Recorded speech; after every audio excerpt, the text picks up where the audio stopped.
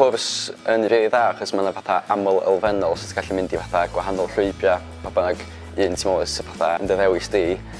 Ac mae y darpariaeth dysgu rili dda, dwi'n meddwl. Dwi 'di pigo i wneud bob dim fedra i trwy Gymraeg Gymraeg, dwi'n meddwl fatha 1/3 o, dwi'n meddwl, trwy Gymraeg Gymraeg. Ac mae hynna'n helpu fi achos licio sgwennu Gymraeg hefyd. Mae'n anodd weithiau os ti'n troi i Saesneg, so mae'n gallu cael y cyfle i wneud yn Gymraeg.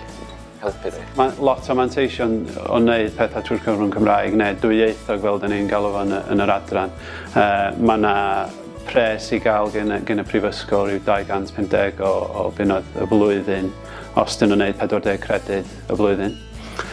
Hefyd, mae rhan fwy o'r amser mae'r grwpiau yn grwpiau bach a felly maen nhw'n cael mwy o gymorth trwy seminarau bach neu tutorial neu grwpiau ymarferol llai na grwpiau eraill.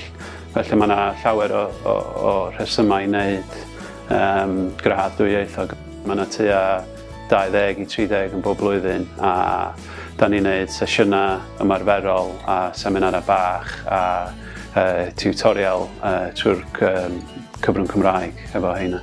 Nes i penderfynu dod i wneud y cwrs yma yn Bangor, achos da ni'n cael y cyfle i wneud rhai hannau yn Gymraeg. O'n i'n licio'r fod gen ni'r opsiwn i wneud rhai pethau yn Gymraeg. So, os da ni ddim wedi Lloegr, so i obviously heb cael yr opsiwn yna.